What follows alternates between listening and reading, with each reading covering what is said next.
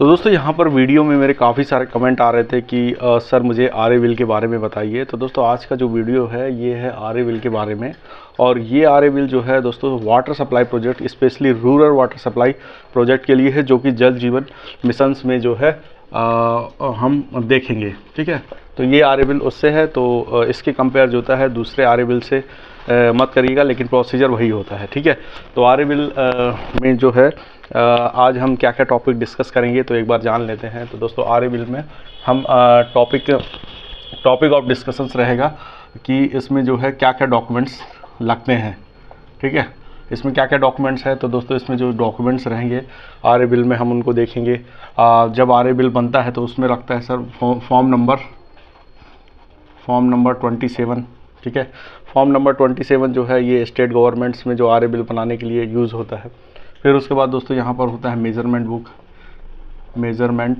Book. तो अब दोस्तों ये बात आती है कि ये मेज़रमेंट बुक कहाँ से मिलती है। तो दोस्तों जो आपके स्टेट गवर्नमेंट के जो इंजीनियर होगा उनके पास ये मेज़रमेंट बुक पाई जाएगी। एक मैं आपको डेमो दिखा दे रहा हूँ। इस तरह की दोस्तों ये मेज़रमेंट बुक होती है। ठीक है, तो ये मेज़रमेंट बुक में जो है पूरी क्वांटिटी वगैरह चढ़ाई जाती है। फिर उसके बाद मेज़रमेंट बुक के बाद जो है इसमें होता है अब आपको जो है साइट पर आपने जो काम किया है उसके जो है मेज़रमेंट लिए जाते हैं, और ये मेज़रमेंट जो है सब इंजीनियर द्वारा लिए जाते हैं। तो उसका पूरा डेटा होना चाहिए। तो यहाँ पर physically measured data from site. ठीक है, अब साइट से क्या क्या डेटा लिए जाते हैं हम उसके बारे में चर्चा कर लेते हैं रूरल वाटर सप्लाई स्कीम में। ठीक है, तो दोस्तों जो रूरल वाटर सप्लाई स्कीम है इसमें जो होता है शुरुआत होती है अपनी पाइपलाइन से। ठीक है, तो पाइपलाइन के लिए जो है एक्सकवेशन किया जाता है। तो पाइपलाइन के लिए किया जाता है एक्सकवेशन, और एक्सकवेशन में जो है सीसी रोड और जो होता है नॉर्मल सॉइल। तो सीसी रोड और नॉर्मल सॉइल का एक्सकवेशन होगा, उसको क्यूबिक मीटर में मेजरमेंट किया जाएगा, इसका डाटा लिया जाएगा। फिर उसके बाद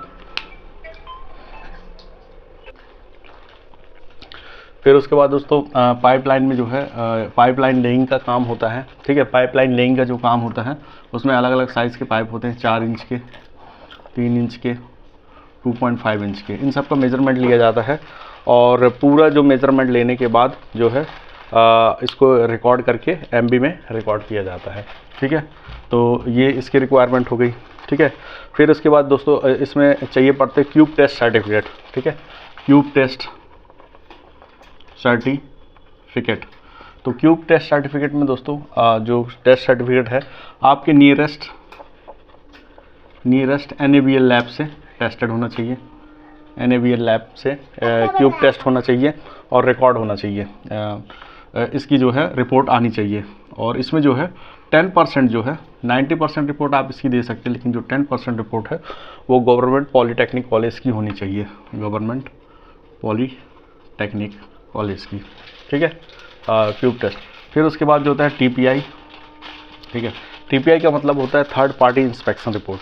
थर्ड पार्टी इंस्पेक्शन रिपोर्ट में दोस्तों एक एजेंसी जो है ऑथराइज़ की जाती है। एक एजेंसी जो ऑथराइज़ की जाती है वो एजेंसी जो है आपके साइड लेवल पर जो होता है सभी प्रकार के कामों को जो है इंस्पेक्ट करती है। जैसे कि आपका पाइपलाइन का काम, ओवरहेड टैंक का काम, CC रोड का काम, किसी भी प्रकार का काम होता है, मेज़रमेंट वेरिफिकेशन का काम, किसी भी प्रकार का काम होता है उसको ये वेरीफाई करने का काम करता है। और ये अपने जो होता स्तर पर एक रिपोर्ट बनाता है। ये रिपोर्ट जो है आपके आरएविल के साथ सबमिट की जाती है। तो TPI रिपोर्ट एक हो गया। ठीक है, फिर उसके बाद TPI रिपोर्ट इसके बाद जो होता है इसमें एक लेटर बनता है, डिस्पैच लेटर। ठीक है, डिस्पैच लेटर। ठीक है, डिस्पैच लेटर में एक लेटर होता है जो कि एग्जीक्यूटिव इंजीनियर्स के नाम पे जाता है, और ये डिस्पैच लेटर जो है सब डिवीज़न यानी कि SDO की तरफ से बनाया जाता है, जिसके साथ जो है इसमें जो है जो ऊपर की जितने भी डॉक्यूमेंट्स हैं वो सब जो है इसके साथ अटैच करके फिर जो है भेज दिए जाते हैं। इस तरह से जो है ये आरएविल के ये डॉक्यूमेंट्स होते हैं। ठीक है, अब देखते हैं मेज़रमेंट बुक में मेज़रमेंट किस तरह से रिकॉर्ड किया जाता है। ठीक है, तो दोस्तों ये देखिए ये मेज़रमेंट बुक है। यहाँ पर जो है नेम ऑफ वर्क लिखा जाएगा, एजेंसी का नाम लिखा जाता है, एग्रीमेंट नंबर लिखा जाता है। फिर उसके बाद यहाँ से जो है जो भी मेज़रमेंट आपका किया जाता है, जैसे कि सीपेट रिपोर्ट और वगैरह जो भी है सब यहाँ पर चढ़ाया जाता है। ठीक है, ये पूरा चढ़ाया जाता है। यहाँ पर चढ़ाने के बाद जो होता है यहाँ पर अलग अलग साइंस होते हैं। ये साइन होने के बाद यहाँ पर जो होता है फाइनल जो अमाउंट आता है वो यहाँ पर कैलकुलेट किया जाता है। ठीक है, ये पूरे जो भी मेज़रमेंट है इस तरह से चढ़ाए जाते हैं। ठीक है, ये मेज़रमेंट जो है सब इंजीनियर द्वारा चढ़ाए जाते हैं और यहाँ पर जो होता है फाइनल बिल बनता है, जो कि जो है जब डिवीज़न ऑफिस में जाता है तो वहाँ पर जो है ऑडिटर द्वारा चेक किया जाता है। चेक करने के बाद जो है टेक्निकल बड़ा बाबू और जो होता है ये एग्जीक्यूटिव इंजीनियर के साइन होने के बाद जो होता है ये पास ऑर्डर लगता है और जो है चेक के माध्यम से जो है यहाँ पर पेमेंट किया जाता है। ये देखिए इस तरह से। ठीक है दोस्त, तो ये जो है तो इस तरह से ये एमबी में रिकॉर्ड किया जाता है। ठीक है, अब इसमें जो है अलग अलग टेस्ट रिपोर्ट वगैरह है, इन्हें भी मैं आपको दिखाऊंगा अगले वीडियो में किस तरह की टेस्ट रिपोर्ट होती है। तो इस तरह से जो है आर ए बिल सबमिट किया जाता है। और जो मैंने अभी आर ए बिल बताया है वो आर ए बिल जो है पाइप का था। पाइप का इन द सेंस जब आपको रूरल वाटर सप्लाई का प्रोजेक्ट मिलता है तो सबसे पहले जो है आप पाइप ऑर्डर करते हैं। ऑर्डर होने के बाद जो है पाइप का जो होता है providing laying jointing SOR rate से जो है 60% का जो है पेमेंट आपको रिलीज़ किया जाता है। ये जो है 60% पेमेंट का ही रिलीज़ का जो है ये है।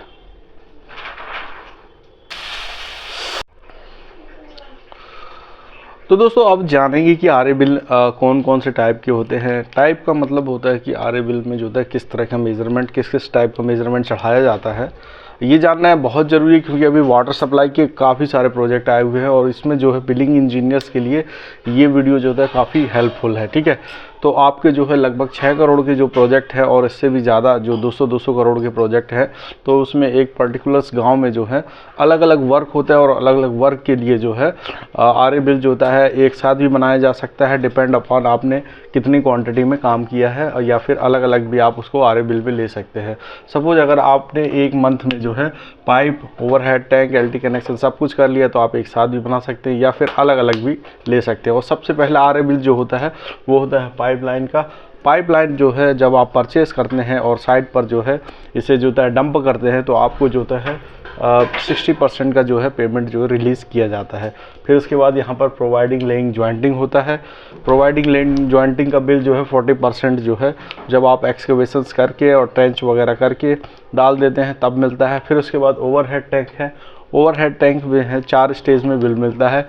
एक जो है आपका 33 स्टेज में जब आप जो है स्टेजिंग तक कंप्लीट कर लेते हैं, मैं बता देता हूँ कितने होते हैं। ये जो है जैसे ये आपकी आपका ये टैंक हो गया और ये जो है स्टेजिंग कहलाती है ग्राउंड लेवल के ऊपर। तो जब आप ये ग्राउंड लेवल के ऊपर कंप्लीट कर लेते हैं तो यहाँ पे आपको मिलता है 33% और टॉप बॉटम वगैरह कंप्लीट तो यहाँ पर 85% मिलता है। फिर अगर आपकी इसकी टेस्टिंग, कमीशनिंग और एसेसरीज़ वगैरह लगा देते हैं तो फिर आपको यहाँ पर मिलता है 100% बिल। ठीक है, फिर उसके बाद जो होता है ये हो गया। फिर उसके बाद LT कनेक्शन है, ये तो इलेक्ट्रिकल कॉन्ट्रैक्टर के थ्रू आपको करवाना पड़ता है। फिर उसके बाद जो है FSTC यानी कि नल कनेक्शंस वगैरह होते हैं, इनका भी मेज़रमेंट किया जाता है।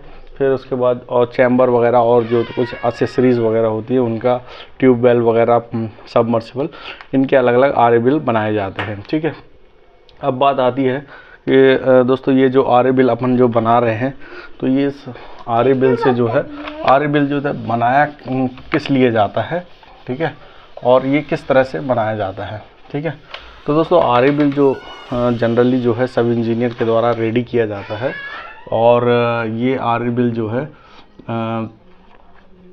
कभी कभी जो है ये आर ए बिल जो है सब इंजीनियर काफ़ी व्यस्त होता है तो जो कंपनी के इंजीनियर होते हैं जिन्होंने कॉन्ट्रैक्ट लिया हुआ है तो उनको कभी कभी जो होता है ये अपॉर्चुनिटी दी जाती है कि भाई आप इसे बना लीजिए ताकि आपका काम जो है टाइम पर हो सके। तो ऐसी पोजीशंस में जो है आपको ये आर ए बिल बनाने का मौका मिल सकता है।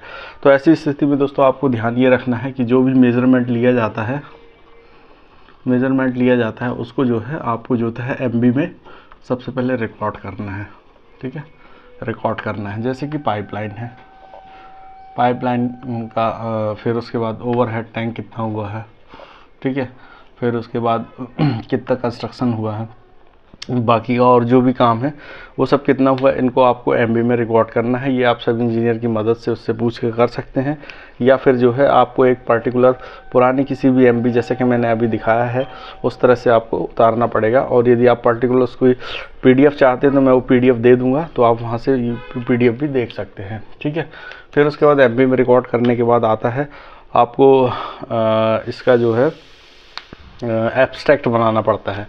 एब्स्ट्रैक्ट का मतलब होता है एब्स्ट्रैक्ट, तो दोस्तों एब्स्ट्रैक्ट का मतलब होता है जो आपकी जितनी भी क्वांटिटी है, जितने भी आइटम हैं और उनके रेट के साथ में टोटल जो पेमेंट हो रहा है वो जो है आपको एक फॉर्म नंबर 27 पर जो होता है प्रिंट करना पड़ता है, उतारना पड़ता है, जो कि आपका जो होता है फाइनल पेमेंट बन के जाता है। ठीक है, फाइनल पेमेंट ये जो बनता है इसी के आधार पर जो है आपकी बिलिंग की जाती है। ठीक है, अब एक और चीज़ आपके लिए जानना बहुत ज़रूरी है कि जब अगर आप बिलिंग इंजीनियर हैं तो आपको जो है आरए बिल में किस तरह की परेशानियां होती है, कौन कौन से फेजेस से गुजरना पड़ता है। जनरली जो है वाटर सप्लाई प्रोजेक्ट का जो काम है वो पीएचई डिपार्टमेंट द्वारा किया जाता है, पीएचईडी डिपार्टमेंट द्वारा किया जाता है। ठीक है, तो जब ये पीएचई डिपार्टमेंट द्वारा किया जाता है तो आरए बिल के जो है स्टेज मैं बता रहा हूँ। सबसे पहला स्टेज होता है इसका मेज़रमेंट, जो कि साइड पर लिया जाता है। ठीक है, इसमें आपको डील करना पड़ा है टेक्नीशियन प्लस सब इंजीनियर, ये दोनों मिलके जो होता है साइड पर जाएंगे, और प्लस जो होता है टीपीआई थर्ड पार्टी इंस्पेक्शन वाले, इनके जो होता है इंजीनियर्स मिलके जो है रिपोर्ट बनाएंगे। तो आपको डील करना पड़ेगा टेक्नीशियन, सब इंजीनियर और टीपीआई से, इनसे कोऑर्डिनेट करना है। इसके बाद जो है बिल रेडी होने के बाद जो है एसडीओ से जो होता है साइन वगैरह लेना पड़ेगा, और ये जो होता है इसके बाद ये बिल चला जाता है आपका डिवीज़न यानी कि जो होता है ई के पास, एग्जीक्यूटिव इंजीनियर के पास यहाँ बिल जाता है। तो जब ये जाता है तो डिवीज़न में जो होता है सबसे पहले आपको यहाँ पर जो है जो वहाँ के आवक बोलते हैं, या फिर जो है बिल जमा होता है एक जन के पास में, बिल जमा करना पड़ता है, उसकी रिसीविंग होती है, रिसीविंग हो जाती है। ठीक है, बिल जमा होने के बाद जो होता है इसकी रिसीविंग होती है। रिसीविंग के बाद जो होता है ये डीएओ यानी कि डिविजनल अकाउंट ऑफिसर, या जो होता है ई के पास जो होता है मार्क के लिए जाता है। मार्क करने के बाद जो होता है ये वापस जाता है ऑडिटर के पास। ऑडिटर जो है वहाँ पर जो होता है एसओआर रेट, क्वांटिटी और टोटल पेमेंट और पास ऑर्डर बनाता है। ये ऑडिटर का काम है, पूरा चेक करना है कि सब इंजीनियर द्वारा बनाया गया जो बिल है वो सही है कि नहीं। फिर उसके बाद ऑडिटर से जो होता है ये जाता है अपर यूडीसी के पास, अपर डिवीज़न क्लर्क। ठीक है, अपर डिवीज़न क्लर्क जो है उसमें भी अपने साइन करता है। ठीक है, और जो है उसे जो होता है अपने पास रखता है। इसके बाद जो जाता है ये है टीएस के पास, तकनीकी शाखा बोलते हैं उसको। तकनीकी शाखा में जो है आपकी जितनी भी वर्क ऑर्डर, रिपोर्ट और टीपीआई, ये सब जो है ये चेक करता है। चेक करने के बाद जो है फिर उसके बाद जो होता है ये पूरे प्रोसेस करने के बाद जो है ये बिल अगेन जो है ई के पास जाता है। ई जो होता है साइन करने के लिए प्रोसेस करता है, और वहाँ पर जब वो एग्री कर देता है प्रोसेस फॉर पेमेंट, तो यहाँ पर जो होता है फिर ये डीए के पास जाता है, और डीए जो होता है यहाँ पर एफएमएस जो कि जेजेएम पोर्टल है जहाँ से पेमेंट किया जाता है, वहाँ से इसका पेमेंट हो जाता है। तो दोस्तों ये पूरा प्रोसीजर्स है आरए बिल का से लेकर जो है हमारे जो होता है अकाउंट में पैसा ट्रांसफ़र होने तक। ठीक है, तो यहाँ पर मैंने ये सब कुछ बता दिया है। अब कुछ और चीज़ें मैं आपको बता रहा हूँ आरए बिल में क्या क्या डिडक्शंस होते हैं।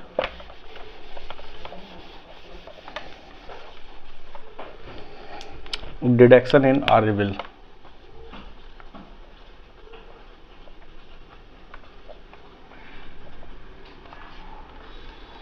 ठीक है, यहाँ पर जो है आपका डिडक्शन होगा 5% एसडी। ये एसडी क्या कहलाता है दोस्तों? एसडी जो है प्रत्येक RA बिल से जो होता है 5% राशि रोकी जाती है, जो कि आपकी जो होता है वर्क कंप्लीशन के बाद जो है रिलीज़ की जाती है। वर्क कंप्लीशन और ऑपरेशन मेंटेनेंस पीरियड के बाद जो है ये रिलीज़ की जाती है, और इसे जो होता है डिफेक्ट लायबिलिटी पीरियड भी कहा जाता है। ठीक है, फिर उसके बाद 5% जो होता है टाइम एक्सटेंशन। दोस्तों अगर आपका टाइम जो है वर्क ऑर्डर से ज़्यादा हो गया है तो आपको जो है यहाँ पर 5% रोका जाएगा, और टाइम एक्सटेंशंस मिलने के बाद जो है ये राशि रिलीज़ की जाती है। 1% आता है दोस्तों उपकर, ठीक है, इस तरह का 1% उपकर आता है, और 2% जो होता है GST जो होता है ये डिपार्टमेंट द्वारा पे की जाती है। तो इस तरह से दोस्तों ये टोटल डिडक्शन लगभग 10 से 11% जाता है। तो यहाँ पर जो है हमने पूरा बता दिया है आपको, और वीडियो अगर अच्छा लगा है तो लाइक, सब्सक्राइब, शेयर ज़रूर करें।